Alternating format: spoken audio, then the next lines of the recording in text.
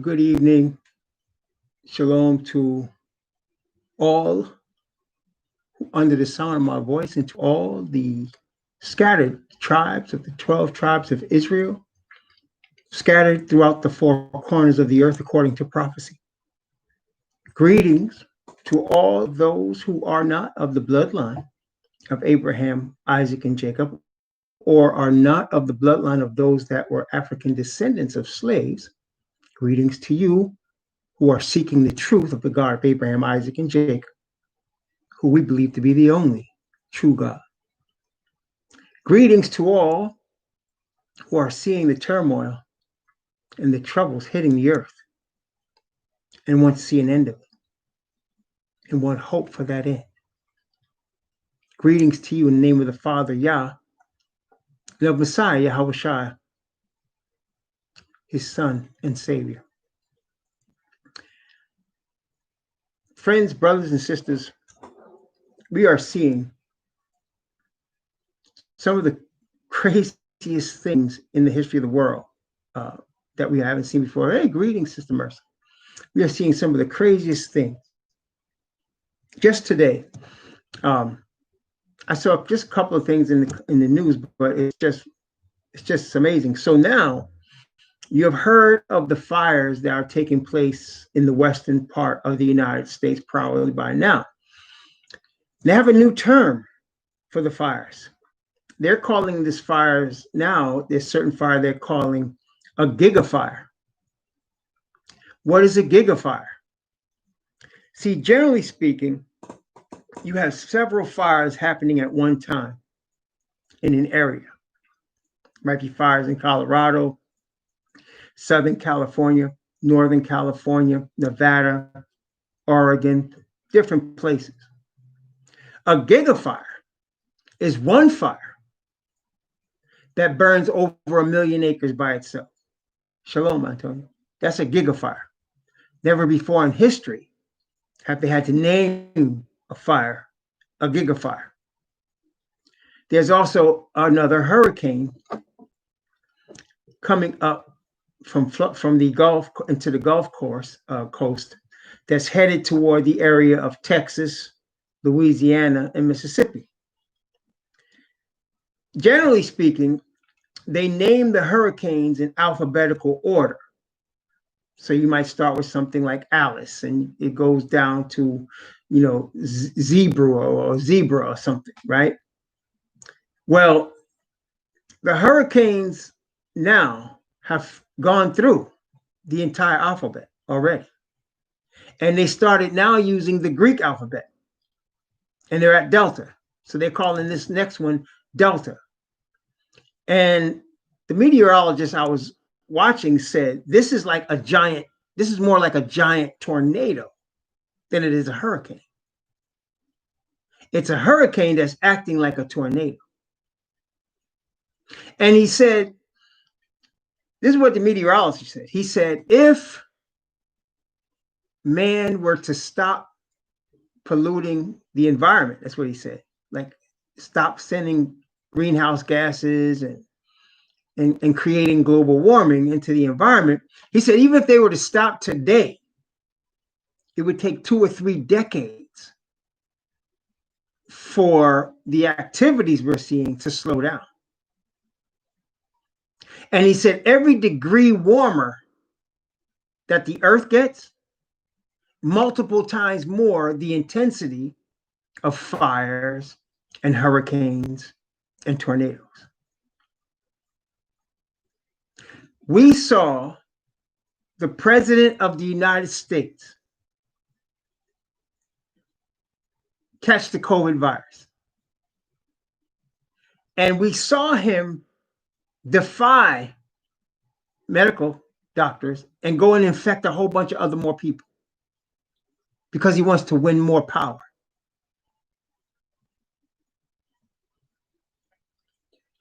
So we've been talking about, as we've been studying the Bible, we've been talking about how the Bible indicates not only these things that we just discussed, but we've been talking about how it all started back in Genesis. Well, we know sin started there, but we're going to talk about that. After the flood, with 3 boys, Shem, Ham, and Japheth. That the earth is basically the history of this world, according to the Bible, is divided into 3 sections of approximately 2,000 years. The first 2,000 years was from Adam to Noah. The second 2,000 years is after the flood, where the Hamitic people that started their rule under Nimrod dominated the earth, and that the most powerful nations in the then known world were what we call today Egypt and Ethiopia, and what today is the small country called Iraq, but it was then a huge empire that covered more real estate than what we call the Middle East, called Babylon. That they ruled for 2,000 years. And that these people were where the darker skinned people come from, the heavily melanated people.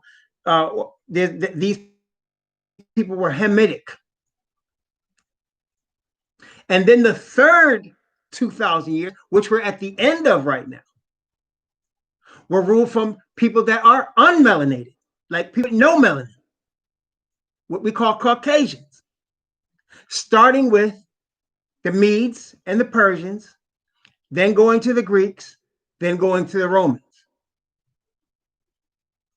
And we're at the end of that 2,000-year period right now.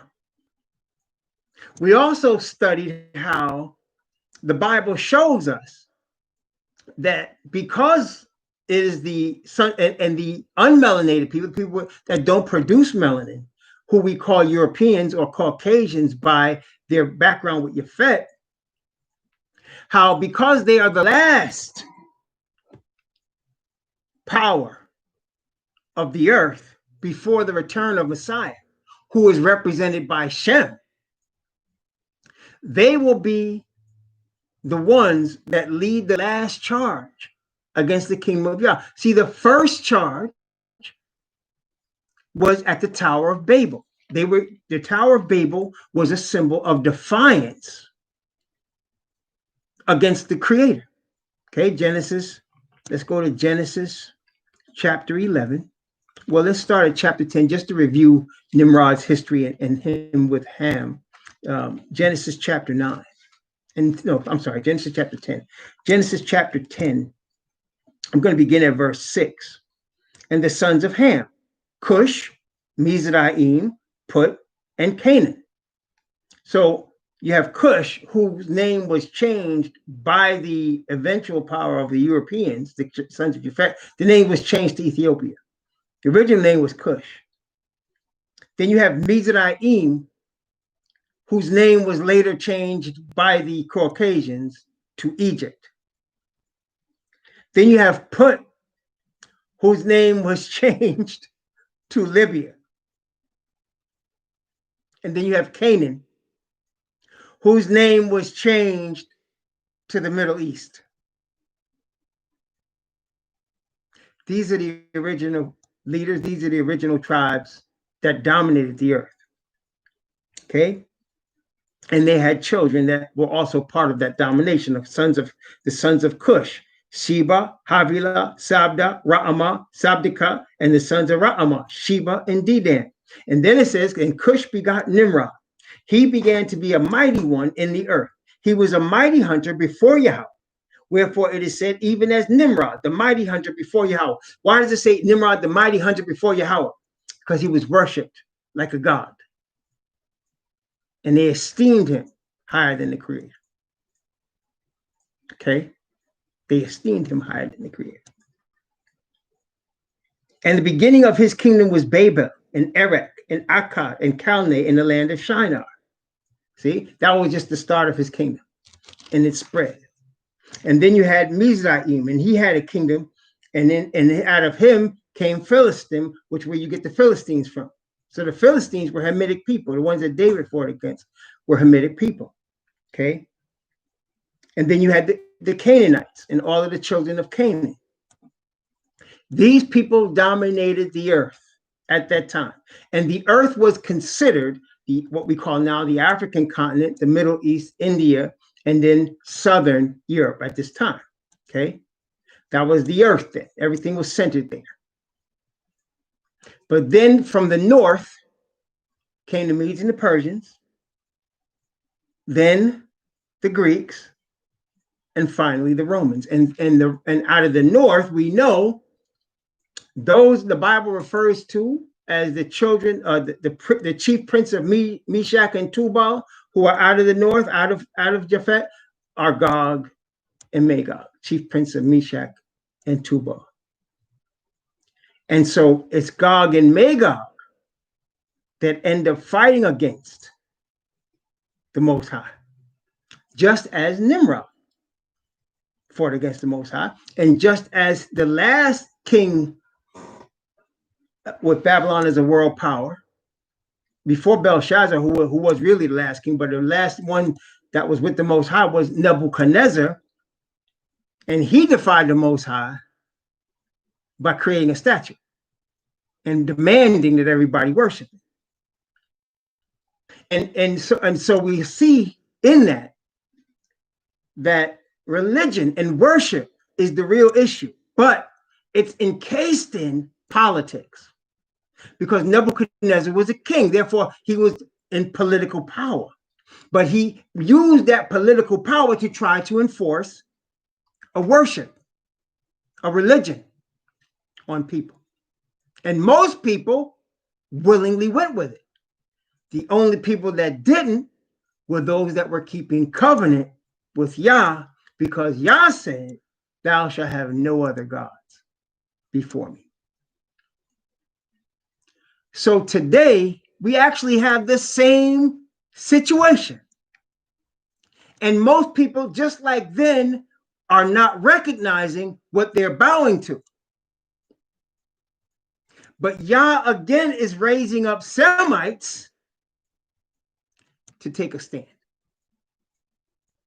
First, let's see how this has happened.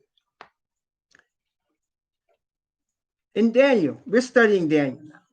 And in our weekly study of Daniel, we have gotten to chapter 4, and then we skipped over chapter 5 because chapter 5 actually comes after chapters 7 and 8. So we started studying chapter 7. We did that last weekend, and by the grace of the Most High, we will study chapter 8 this weekend, and then go back to chapter 5 and 6. Okay. But I want to skip ahead tonight to a specific section that has to do with what we're talking about here, as chapter 7 did, and as chapter 8 does. But chapter 11 has a very interesting situation. And chapter 11 in this section I'm going to read goes along. And again, I told y'all before, I'm going to tell you again, that Daniel and Revelation are like twins. They're like bookends. Like all the prophets point to Revelation, but there's a special relationship between Daniel and Revelation. Okay. And so Revelation chapter 2, in the fourth church, you're going to see some interesting things. In the third and the fourth church, actually, you're going to see some very interesting things. Okay, that are also in Daniel 11, which you would expect, because like I said, they're twins, they're bookends. So I'm going to give you a synopsis of 11, so that when we get to the point we're going to read, you'll understand where we are. We're going to go into it in much greater detail as we get to chapter 11 in our study of Daniel. But in the book of Daniel, in chapter 11, what you find, it starts off with the Greek Empire. Well, no, it starts off with the Medes and the Persians, and the end of the Persian Empire, which was the end of the Medo-Persian Empire. Okay. What was that date in last week's study with Revelation? 1844. 1844. And we're going to go into that when we get to Daniel 9. That's Daniel chapter 9, 1844. And we're going to go into that when we get to Daniel 9. But what What was I saying? Oh, okay. So you have the Median Persian Empire in the beginning of Daniel 11 coming to an end. And then you have the Greek Empire coming, starting with Alexander the Great. Alexander's empire was broken up after his death. Alexander the Great died at age 32. And he had 4 generals, Lysimachus, Cassandra, Seleucus, and Ptolemy. And the 4 generals divided his empire into 4, and they divided it into 4 sections, north, south, east, and west. Now, Seleucus ended up in the north, and Ptolemy ended up in the south. Okay, Ptolemy's base was in what's now what we call Egypt. Okay, now of the 4, those 2, Ptolemy and Seleucus, ended up taking over the whole thing, dominating the whole world. Okay, those 2, and they were going back and forth in terms of trying to either marry to solidify the kingdom or fight each other for one to take over. They were going back and forth. So you had, and in Daniel 11, it begins to distinguish them by calling Ptolemy the king of the south and calling Seleucus the king of the north. Okay. Now, eventually, Seleucus's kingdom gave way to what became the Roman Empire, which is also out of the north. Okay.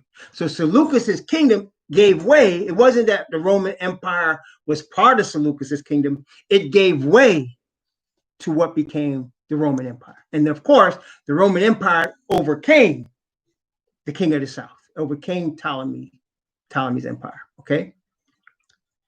Then out of the Roman Empire came the Catholic Church. So the Roman Empire, as it was dying down under Constantine, it was dying down as a military, political, economic power. And then Constantine converted to a religion he called Christianity. And it was a pagan religion. It had many gods in it, Christianity. Okay.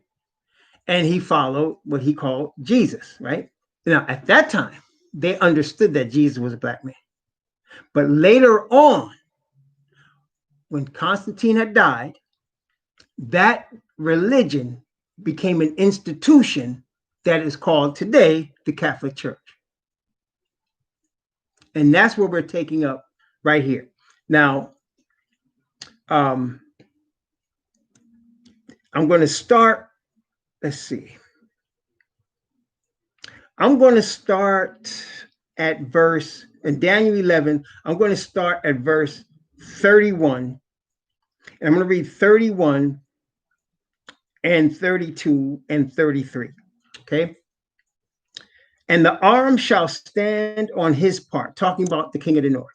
And they shall pollute the sanctuary of strength, and shall take away the daily sacrifice, and shall place the abomination that maketh desolate. What was this talking about? This was talking about AD 70, when the Roman Empire destroyed Jerusalem. They destroyed the temple. Okay. That's why I said the abomination that maketh desolate shall be set up. So they destroyed the temple in Jerusalem in 70 AD, and they destroyed the whole city. Okay, 70 AD. And the inhabitants of the southern kingdom of Judah, as Messiah said, were taken captive, scattered. They went into Africa and they were sold as slaves by the hundreds of thousands.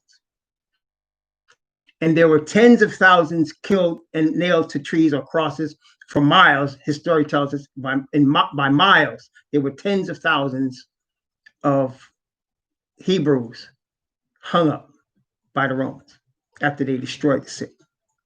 Okay. So at that point, from verse 31, it moves forward a number of centuries and goes to Constantine. Okay, verse 32.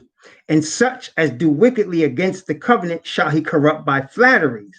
But the people that do know their God shall be strong and do exploits. What does that mean in Daniel 11:32? Let's take a look at Revelation to help us out. Revelation chapter 2. Revelation chapter 2. And this is part of the 7 churches. The 7 churches are 7 time periods in the history of Yah's people. Okay. And chapter 2, let's see.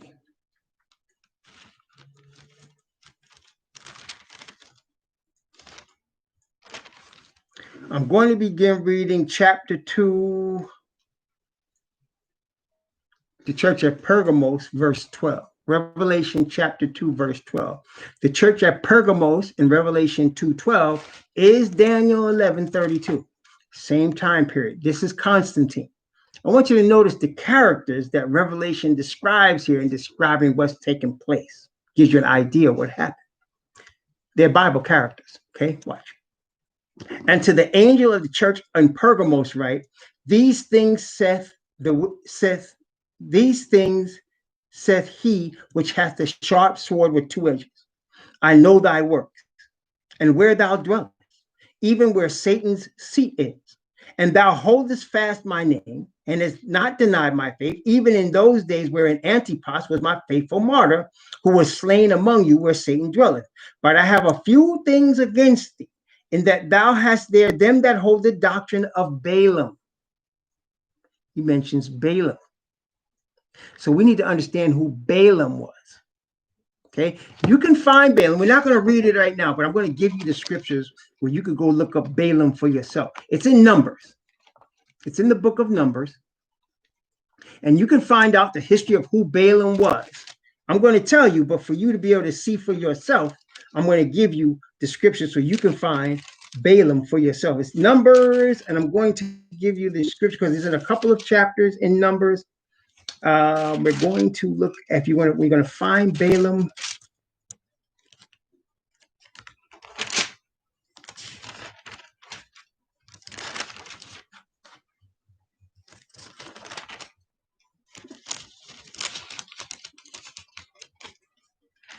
Chapter, I believe it's chapter 21.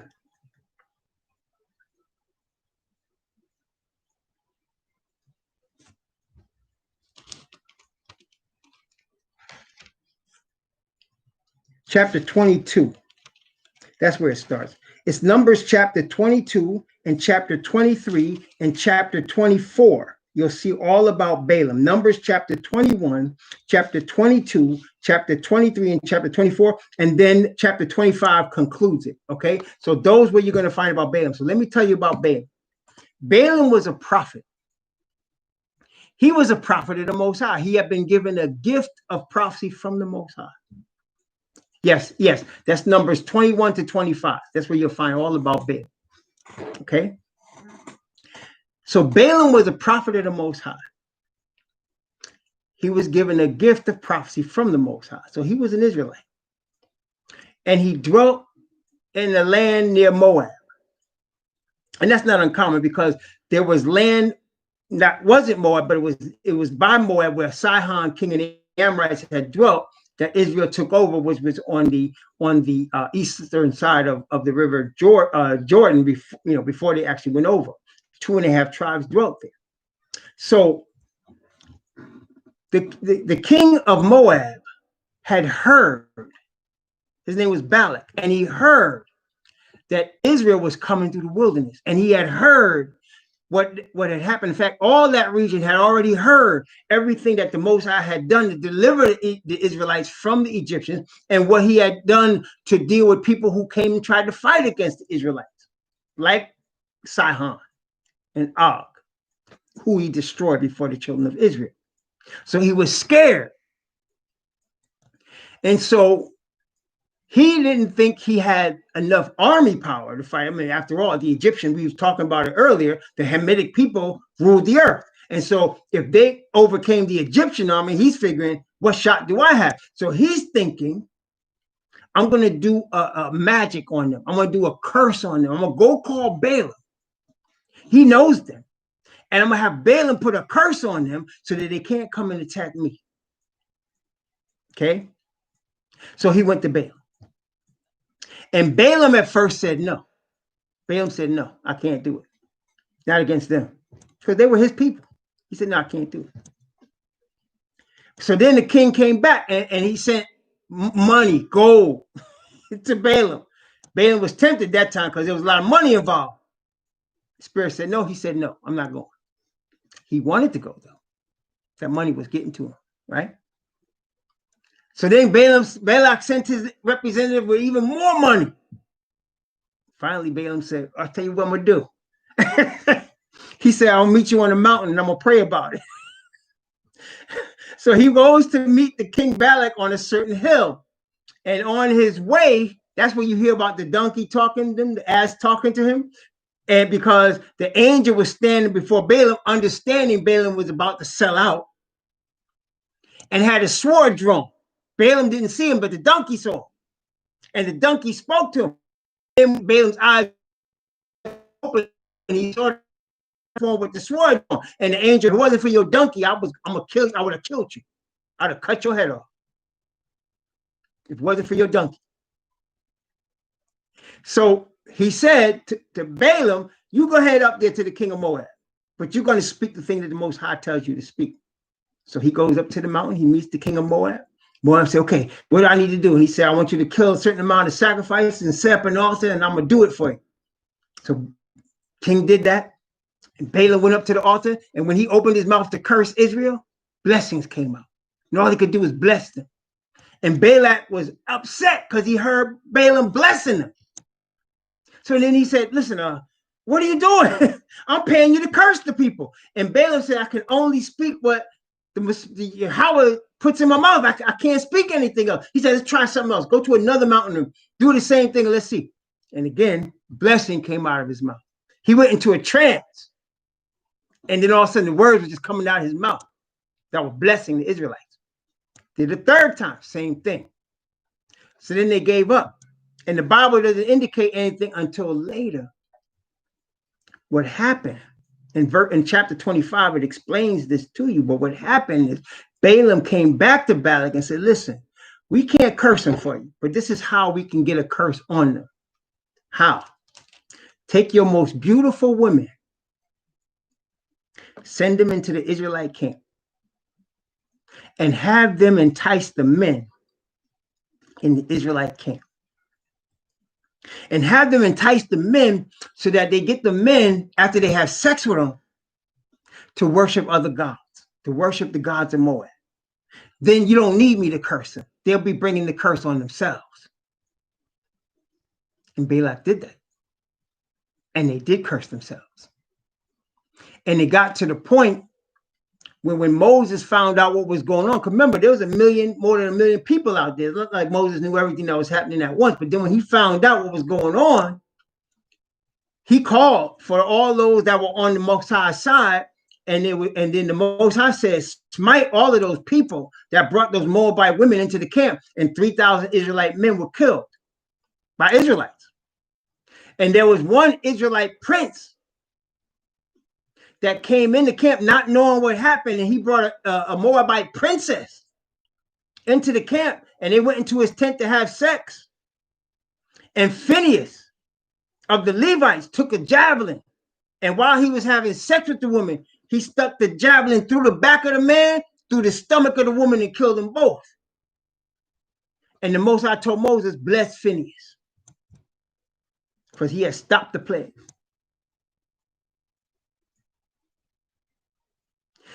So what happened, the deal with Balaam is that he compromised, and then he caused the Israelites to compromise by bringing in women to entice the Israelites. Now remember, a woman in Revelation represents a church or a religious body.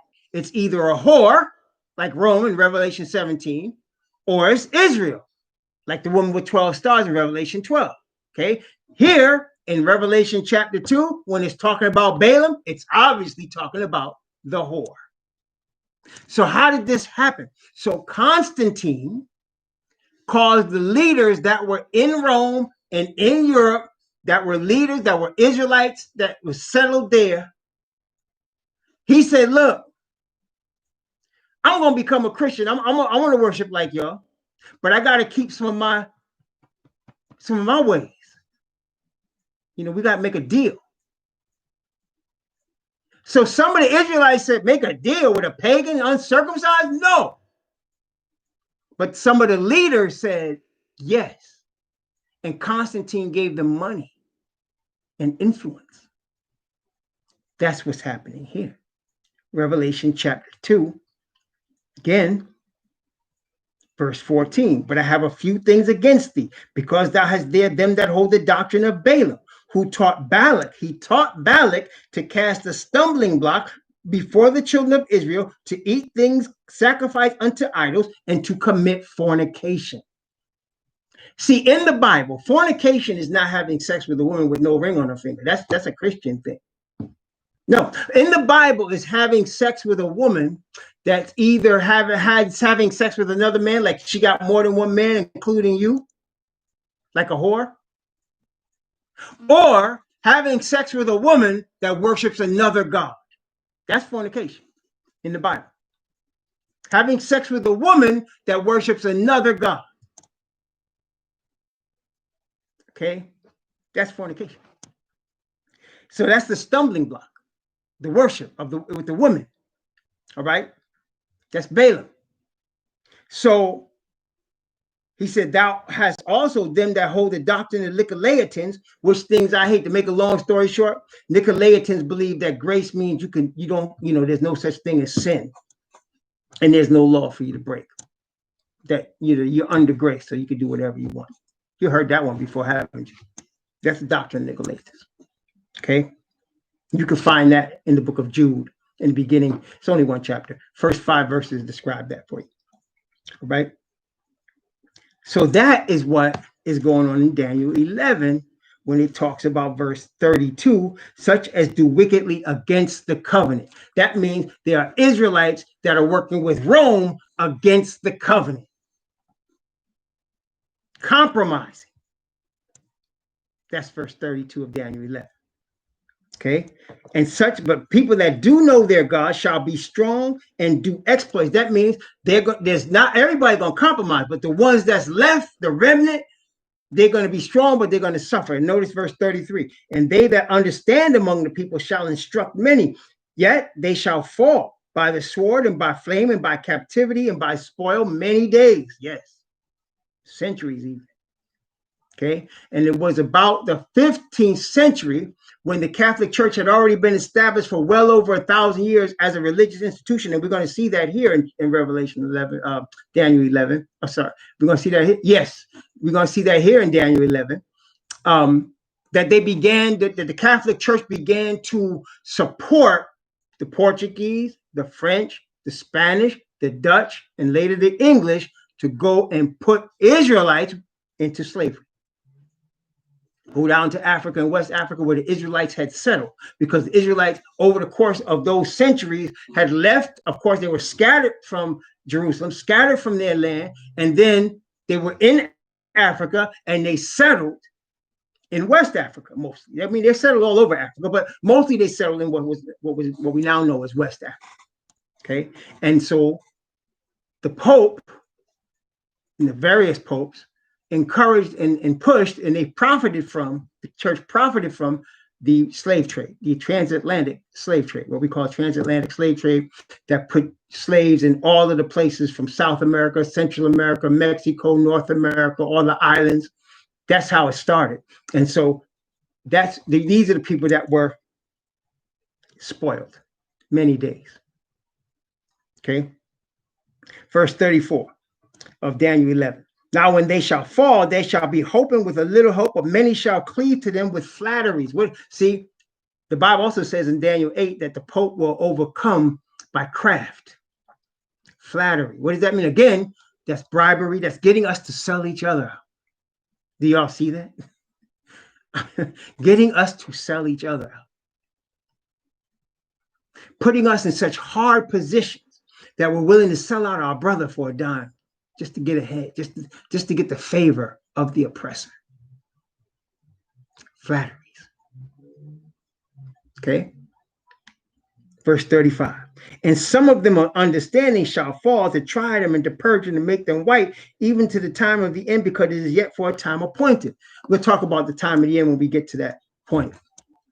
And the king shall do according to his will and shall exalt himself, that's the Pope of Rome, and magnify himself above every god, and shall speak marvelous things against the God of gods, and shall prosper till the indignation be accomplished, for that is determined shall be done. See, so the Pope began to magnify himself, and like I said, by the time you get to the 16th century, the Catholic Church was already established for over 1,000 years. I mean, 1,000 years of dominance, okay, and spreading the Christian doctrine everywhere.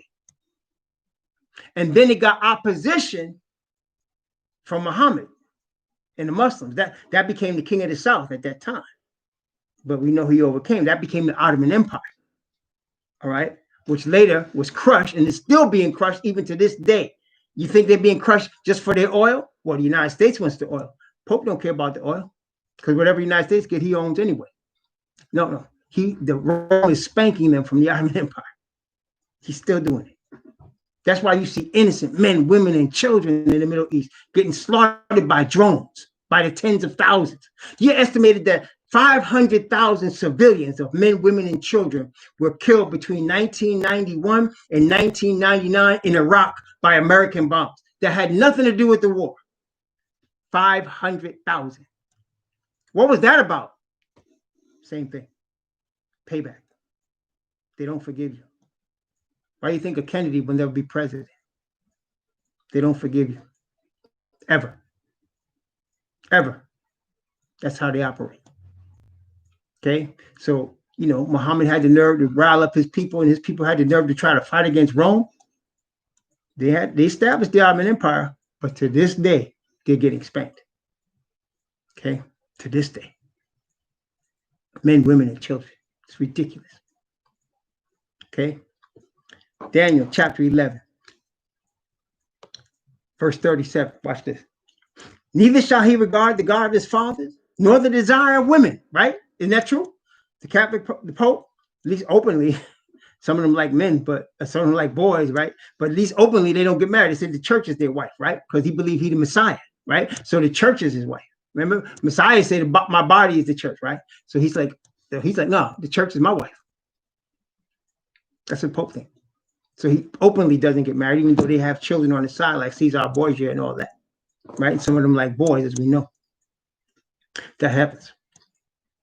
But he shall magnify himself above all. But watch verse 38 now. But in his estate, he shall honor the God of forces, a God whom his fathers knew not. Shall he honor with gold and silver and precious stones and pleasant things. Now, it said that Rome honors a God of forces that his fathers knew not. Think about that.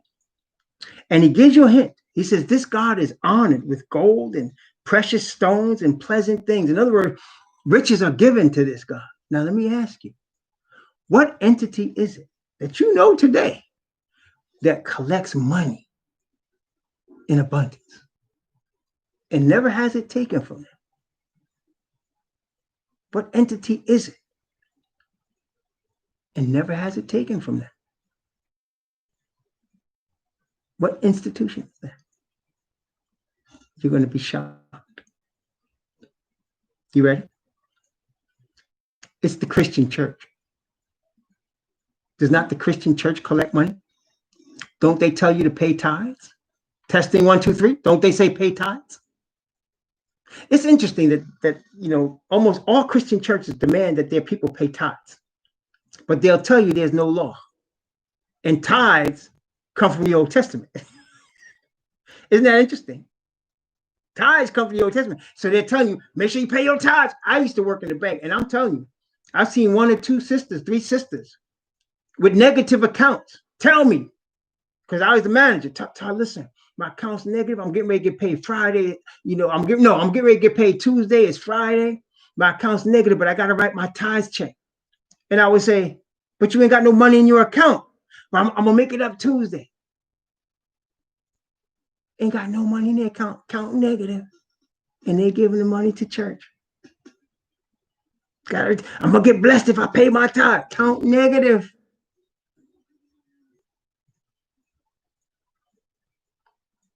That's how brainwashed the people are.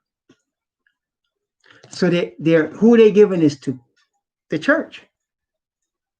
The church. One day, when I was a Christian, I was on my way to church, and I had my tithe in my pocket, in my tied envelope. Because in the Adventist church, they give you an envelope. I'm sure they do it in other churches. Nowadays, I think they got ATM machines in the church. But back then, they didn't have like that. So they just had to bring cash or a check, right? So I had the cash in an envelope in my pocket in my suit jacket. I used to go to church in Harlem. So I got off 125th Street and I was on my way to church. And the brother walked up to me and he said, "Brother, could you give me a couple of dollars so I can get something to eat?" The only money I had on me, aside from the tokens, was that tithe money. So I said, "What you want to eat?" Right behind him was this chicken place. Now he did look like he could use a meal. And not only that, I mean, I didn't care what if I gave him the money, he might go drunk it up or whatever. So I said, "I'm going to take you in this chicken place and I want you to order whatever you want." And he went in there and ordered him a bucket of chicken. And I took out that tithe money and paid for that chicken. And brothers and sisters, I felt so good. Like I had really done something to help somebody. You know, it wasn't like just no words. It was like, that helped somebody. I felt I was walking on air, you know, when I left. And so I came into the church and I told somebody, that's a true story. I said, "Man, you know what I just did? You know what just happened to me? What a blessing," I said. Man looked at me. He said, "You took your tithe money and you paid for some homeless cat's food?" He said, "You know, Ellen White said the church is supposed to get that money. That's for the church." I swear. And I said, and I felt bad. I said, "Oh man, I did something wrong." But you see, they just like all the churches, they got you brainwashed into giving them your money. It's a God that the fathers knew not. Where in the Bible is there an institution called the Christian church? Can you please tell me? Where in the Bible is there a 501c3 institution? Could you tell me?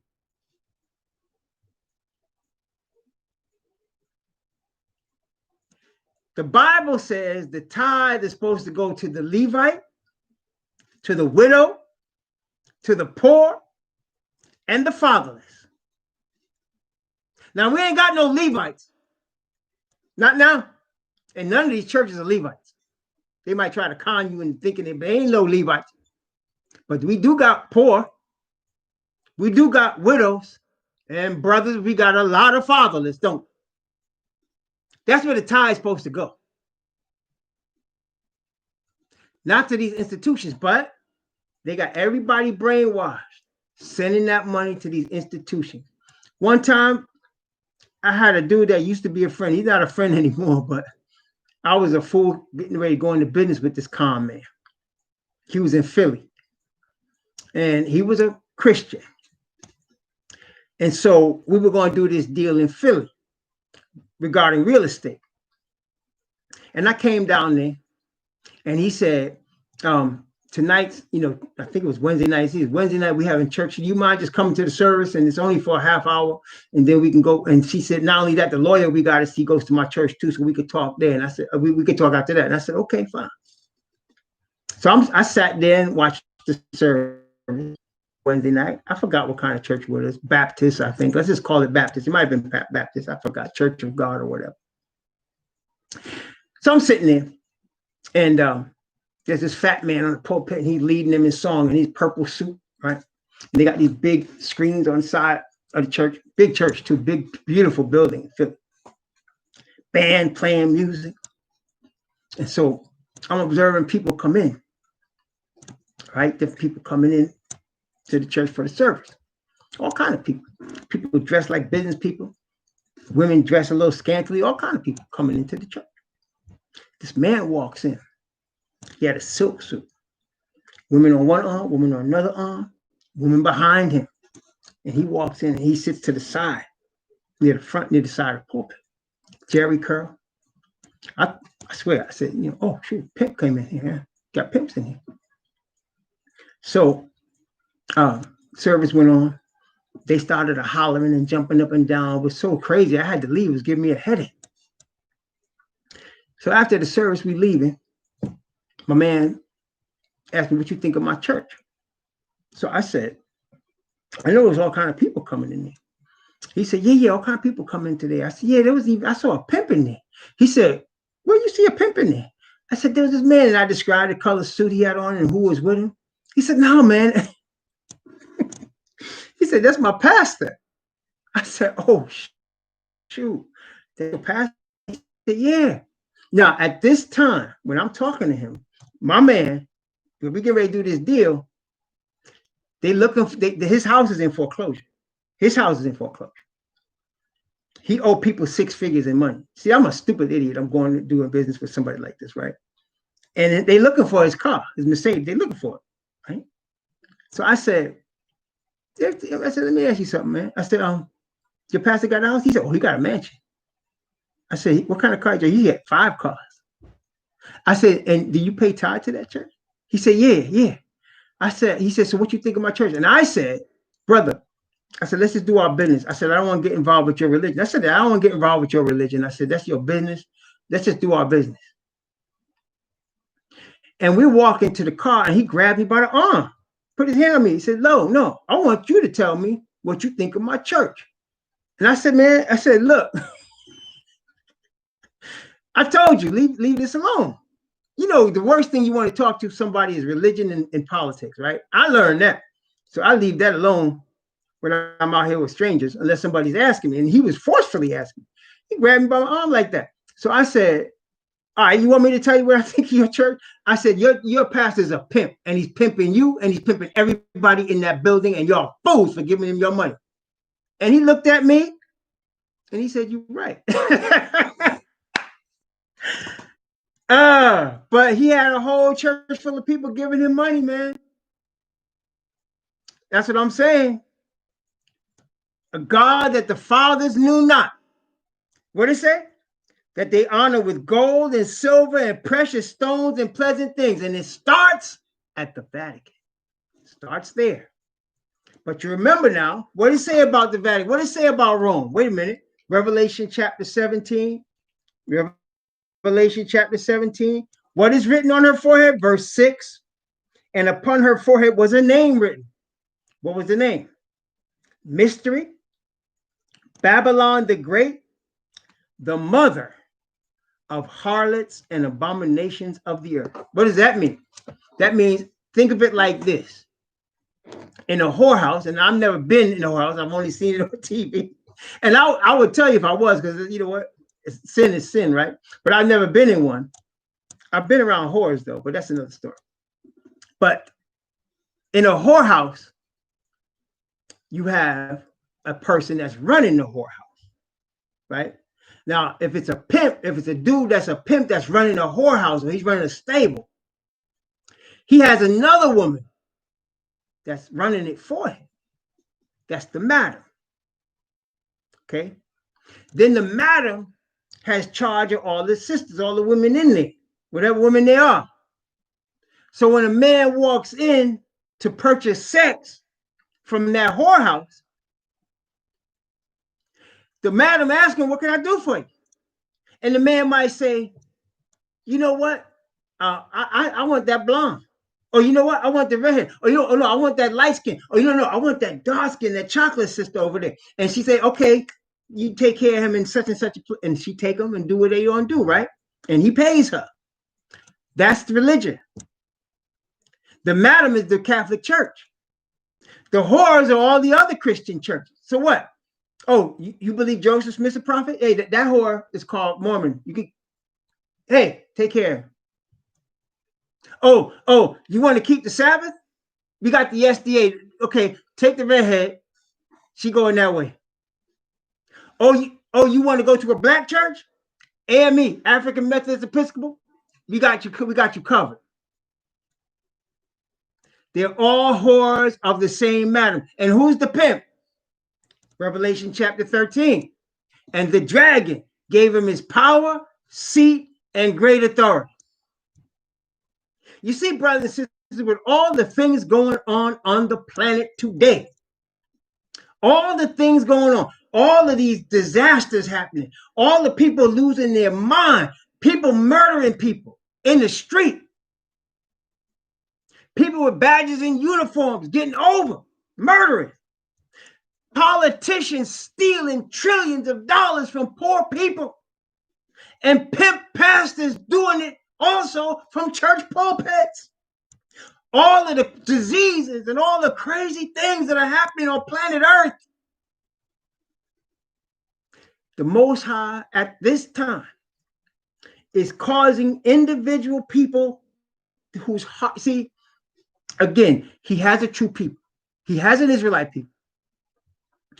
But I want to tell you, the Messiah is saying, Father is looking for people that want to worship him in spirit and in truth. You know, like I said, you can't determine who your parents are going to be.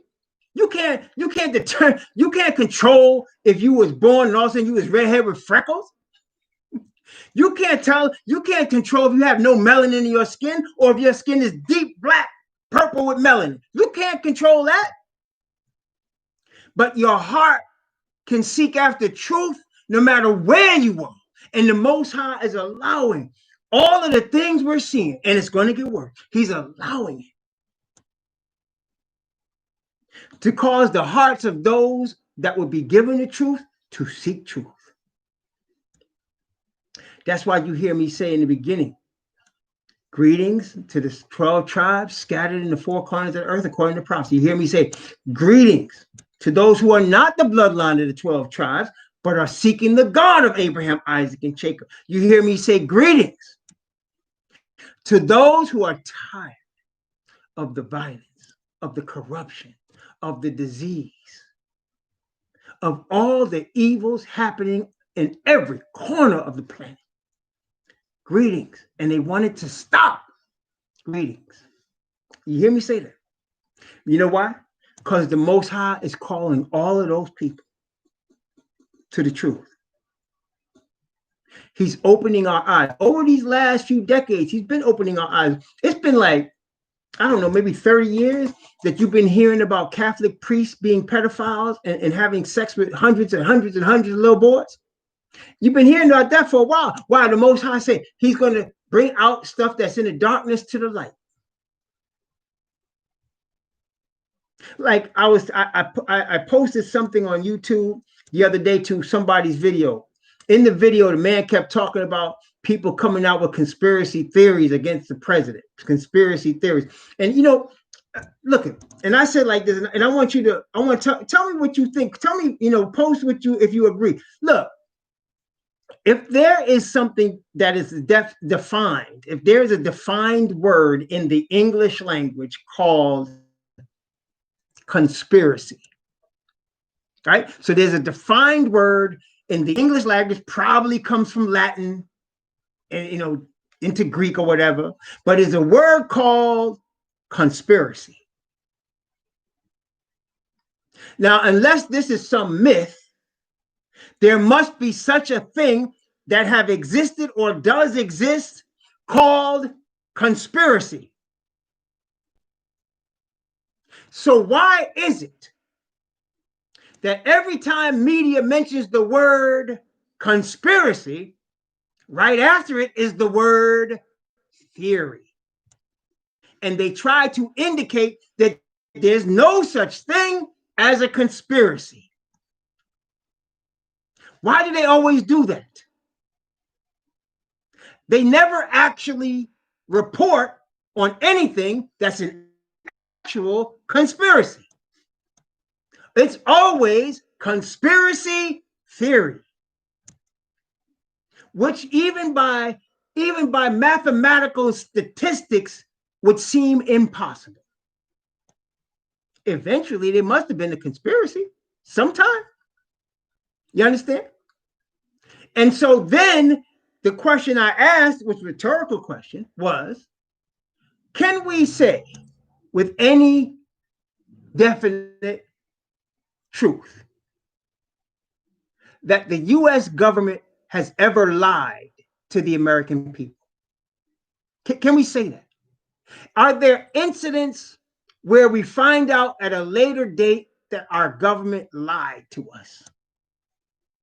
And don't get me started. I mean, 40 acres and a mule, Gulf of Tonkin, you know, there's a lot of stuff we could go back and talk about. The government lied to us. Okay? So if the government has lied to us, then at some point there must have been a conspiracy. You understand?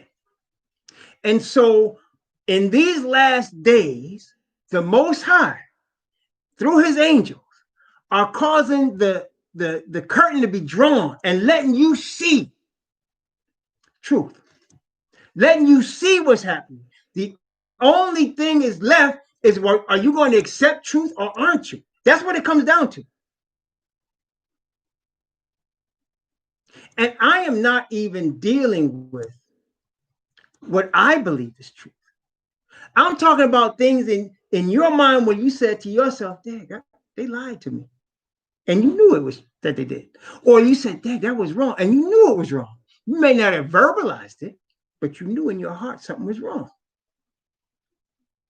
Because the scriptures say, and again, let's turn to 1 Corinthians. 1 Corinthians.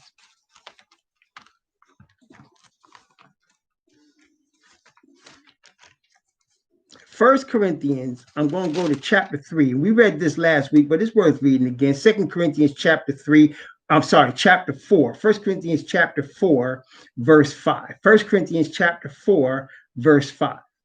Therefore, judge nothing before the time, until the Lord come, who both will bring to light the hidden things of darkness and will make manifest the counsels of the hearts, and then shall every man have praise of Yah. So the Messiah is going to bring to light on Judgment Day all truth. You're going to know who killed Kennedy. You're going to know who did the World Trade Center in Oklahoma City. You're going to know every conspiracy truth that ever was. You're going to know. And he's already allowing us to see a lot of these things already.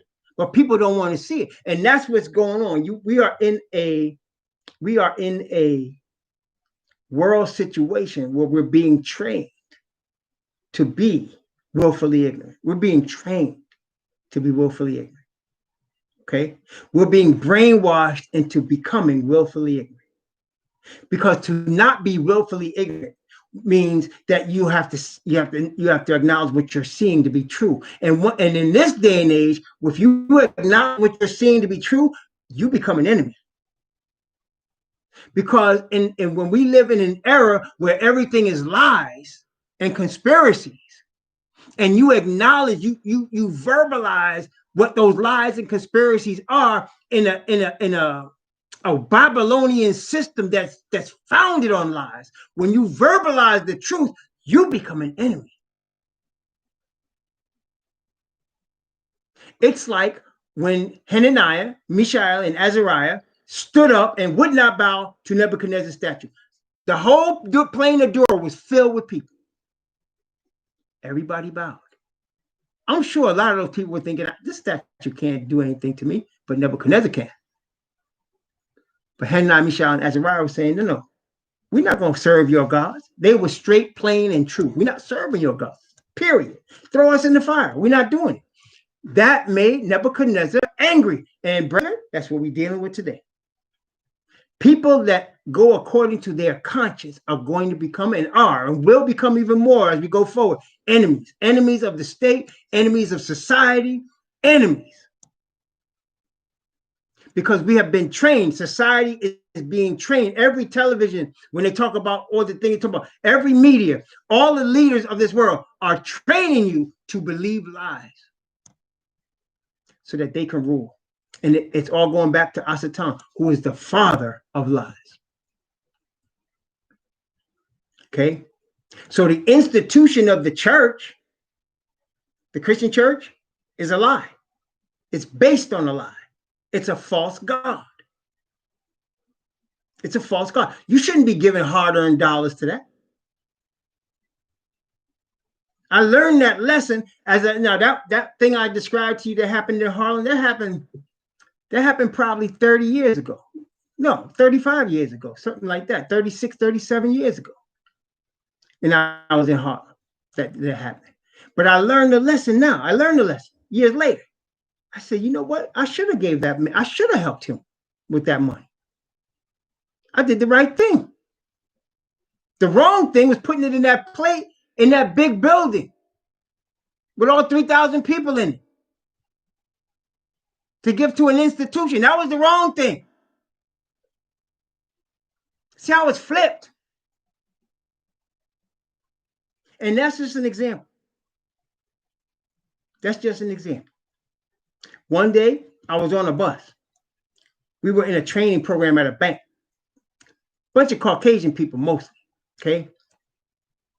And somehow they got on the subject of the Bible. I don't even know. I wasn't saying nothing to nobody, but they got on the subject of the Bible. And some guy said, there was this guy that believed that everything in the Bible is literal. And that's he caught my attention. And when he saw me look, he said, "You believe everything in the Bible is literal?" And I said, "Yes, it is." They started laughing. So you believe that Moses crossed the Red Sea? Yup. And I believe the Creator spoke everything to existence. Yup. They were laughing. What's scientific proof? Don't need scientific proof. You asked me if I believe. I said, yeah, I believe. But you see, speaking truth, that's not wanted. Okay? That's not wanted. You have to be speaking what the majority believes. Ecumenical. Universal. If you're not speaking that, there's a problem. So let me tell you something. If you find yourself with the majority, there's a problem, especially along religious lines, especially if you're reading this King James Bible. If you find yourself with millions of people agreeing with you, you should know right now there's a problem. For example, in these last days, we awaken to find out, it's common knowledge now that the man they called Jesus wasn't white, wasn't no Caucasian, that he had color, probably closer to my skin or darker. That's something that we're awakening now. We believe that the Bible shows us when we read it now, because we were only reading the New Testament as Christians, that wait a minute, the Israelites went into slavery in chains. Prophesied. And even there were slave ships involved. And that the Apostle Paul was mistaken for an Egyptian. A Greek man looked at him and said, "Art thou that Egyptian?" And he said, "No, I'm an Israelite." Why would the Greek man look at Paul and thought he was an Egyptian? And he's in Jerusalem. "No, I'm an Israelite," he said. He said, "You're an Israelite and you can speak Greek?" That's what he asked him. So we're finding all these things out. Things are, happening. Truths are being awakened. When I was in the SDA church, if anybody would go against the SDA church and say that the church wasn't true, if I knew them, if they were friends of mine, I would approach them and say, "Show me in the Bible your position, because I want to see." And I remember when I first came to the SDA church. When I first came to SDA church, I just came there because it was the God of my fathers. That's what it was. My great-grandfather in Jamaica became SDA, then my grandfather, my mother, that's how I became. So I'm single. I was 21, I think I was. I seen this woman, young woman. She was very attractive. And I approached her because she had a Bible in her hand. I'm 21. I find out later she was 18. Both of us kids. I see her with a Bible in her hand. And now I'm a new Christian, right? Boy, I ran up to her quick. "Sister," I said, "what you reading?" She opens up. She said, "I'm reading the Gospel of John." Now, that's my second favorite book. My favorite book, Deuteronomy. Gospel of John was right behind me. I said, "Gospel of John?" I said, "Oh, man, I love the Gospel of John." She said, "Would you like to study the Bible with me?" I'm 21. She's 18. And she looked like a model. And I was like, "Do I want?" Yeah, I said, "Yeah." We're on the subway now. So she says, here, look at what I'm reading. So I look at her Bible. Now, I'm pretty ignorant at this time to other religions. I've learned since, and I'm looking at the Gospel of John, and I know almost by heart chapter 1. And I said to her, quite innocently, I said, this doesn't look right. She snatched the Bible, and she said, what are you saying? Something wrong with my Bible? And I didn't want to offend the sister. So I said, no, I'm not saying that. I'm just saying it looked different. And she said again, would you like, I have a brother. She said, me and my brother could come by your place and have Bible studies with you. I said, okay, yeah, no problem. So she told me she was a Jehovah's Witness. I didn't care. See, because I believed that the SDA church was the true church. I believed that there was no doctrinal error in their church at that time. So I felt like if it's the truth, what can you say to me? That's the way I felt about it. So I came back to the church and I told them, I said, I met this Jehovah's Witness, blah, blah, blah. What? You're going to stay with Jehovah's Witness? You shouldn't do that. They're going to turn you into Jehovah's Witness. I said, wait a minute. I said, if what y'all teaching is true, why are you worried about Jehovah's Witnesses? Then they all got quiet. And they said, well, you're just young in the faith, blah, blah, blah, blah, blah, I said, no, don't worry about it. I said, I'll tell you what I'll do. I'm going to fast so that when they come, I'll be fasting and the Spirit will help me. And they said, okay. Well, make a long story short, the young sister and her brother did come over. And by the time I was finished with them, they closed their Bibles and walked out. They didn't want no more. And I was young in the faith at that time, and they could not answer me. Because I believed if what I'm saying is true, if what I'm believing from this book is true, it should be able to stand up against anything. Okay. And I believe that even more now, so that when I left the SDA church, I thought, like I used to do, somebody would come and challenge me and say, brother, show me where your positions are. One brother did, and he didn't come back because I broke it down for him. And then my uncle from Jamaica called me, and I broke it down for him. And he said, well, you seem to know your Bible. He wouldn't acknowledge it. He said, you seem to know your Bible. That's all. I said, well, that's why I'm standing where I'm standing. I'm an Israelite. I said, I'm not worshiping white Jesus anymore. And I said, I'm not worshiping the institution of a God that's a Christian church anymore. My uncle said, all he could say, he yelled, he said, Todd, come back to the church, man. That's all he could do. I said, we just went through the Bible and I showed you where I was. He said, I don't care about that. But you see, when you following the truth according to conviction, you shouldn't be worried about anything else. You're going to be by yourself now. All my SDA friends left. And I don't, at first it did bother me. It made me a little perturbed, to be honest, because I was like, if y'all say you're loved and everything, why didn't you come and check out where I'm standing? But they didn't. Then I realized I know why. I know why. Because if you are afraid, you're not going to come inquire about nothing. Because then you might have to find something out that will mess with your conscience. And that's the way society is as a whole. They don't want to know. Because if they actually end up finding out something that messed with their conscience, they, now they messed up. And that is where the 144,000 will come in. So the title of this is The Failure of the Reformation. And make a long story short, why did the Reformation fail? They started off trying to reform Rome. Isn't that what the Reformation was? Isn't that what Martin Luther and them was doing? They was trying to reform Rome. Their goal was to cause Rome to come to the truth. That was their goal. Well, let me ask you, 500 years later, has Rome come to the truth? Or has the Protestant Reformation become evangelical and kind of conform with Rome? So guess who lost? The Protestants lost. Why did they lose? Because from the beginning, they broke away from their mother. Therefore, their mother had right to go back and get her children. That's why. Because all the Christian churches are children of the great whore, the Catholic Church. Okay? So Catholic Church has a right to go back and get what's hers. And so she sent them Jesuits in there And over 5 centuries, they took it all over.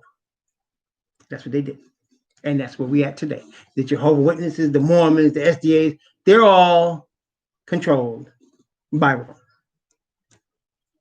The Muslims, we talked about that already. They done destroyed the Ottoman Empire. And they're bombing to death, using the United States and Britain to bomb to death the Middle East into submission. Okay? And then creating these revolutions with this, what they call it, Muslim, I forgot what they call it, Muslim state or whatever, the Muslim Brotherhood, Islamic Brotherhood, and all of these different organizations that are funded. You ever wonder where they get all those guns from? Who gives them the money to get them guns? Where them guns made? Once I seen when they started the first Gulf War, they had a reporter out there, and the reporter was filming as a soldier was hit in the chest with a shot from somebody in Iran, right? Or Iraq, sorry, Iraq. Don't want to confuse them, they get them offended. And an Iraqi soldier shot him in the chest, but he had on a bulletproof vest, but homie fell back. And then his boys saw who shot and shot the Iraqi right in front of the reporter and killed the Iraqi. Okay, they came over and they recovered the gun, right? It was a Russian-made gun. See, these things are planned and funded. Rome controls Russia and the United States.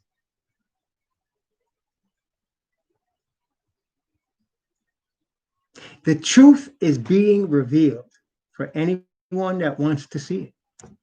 The question is, do you want to see it? And if you do want to see it, are you ready to be alone? Are you ready to be in the minority?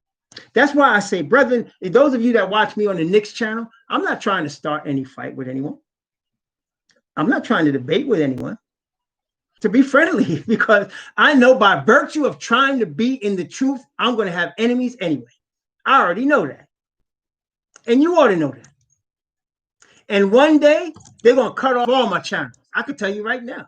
I'm not trying to make it happen, but by virtue of seeking to tell the truth, that's going to happen. One day, listen to me, I'm going to be arrested. You think I'm lying? I'm not going to go rob anybody. I'm not going to set any bombs off. I'm not doing that. No, most I don't want me doing that. I'm not going to be marching, trying to kill people. They're going to arrest me, though, because of what I'm teaching. I already know that. And I'm prepared. The Most High is preparing me for it. It's good. Because my life doesn't mean anything. The truth is the most important thing. You understand? The truth is the most important thing. If I die, I'm all good. You know what? The Most High, I believe he's going to resurrect Martin Luther King. He's going to resurrect Malcolm X. He's going to resurrect Fred Hampton. He's going to resurrect Marcus Garvey. He's going to resurrect Nat Turner. He's going to resurrect John Brown. He's going to resurrect us. It's all good. I believe that. I believe that. I believe Messiah was resurrected and he exists. So they seek truth. He's going to resurrect us with the truth. But see, I'm just telling you. This is what's going to happen because the world hates truth. The world hates truth. This ain't got nothing to do with an organization, with a political party, religion, or 501c3. Got nothing to do with none of that. Got to do with conscience. Paul said it often. My conscience is clear, he would say. Or I've preached with a good conscience, he said.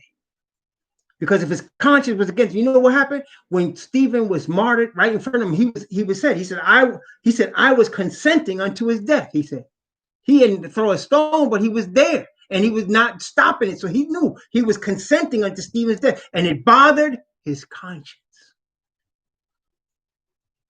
That is why Messiah said to him, because Messiah knows, again, like 1 Corinthians said, they know the heart. They not only see, we're not just judged on what we say, every idle word. We not just judged on what we do, every action.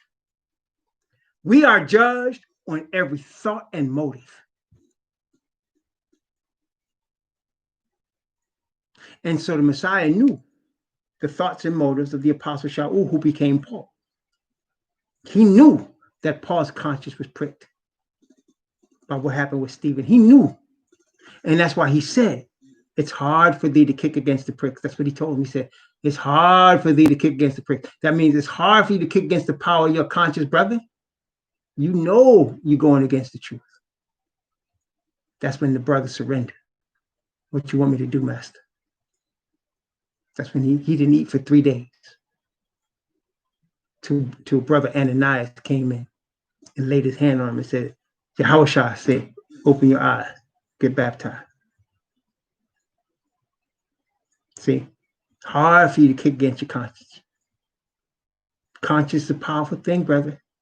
Really is. But I tell you what, when you're at peace with your conscience, you're at peace. For real. When you're at peace with your conscience, you're at peace for real. When you're fighting against your conscience to try to hide from truth because you don't want to know, you don't have no peace. That's what the Bible says. There is no peace to the wicked. There is no peace. It's like the troubled water when it cannot rest. There's no peace.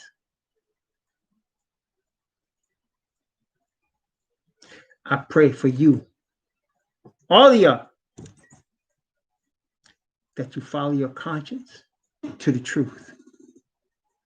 That despite all the world against the truth, that you get the strength and the grace given to us from our Father through Messiah to stand firm for the truth. I could tell you right now, it's going to be hard. It's not going to be easy. But it's going to be so well worth it. I have not seen, nor ear heard, neither has it come into the mind of men, the thing which Yah has prepared for those that trust him. May the Most High bless you. May he keep you. May he guide you in paths of truth and righteousness for his name's sake. Amen.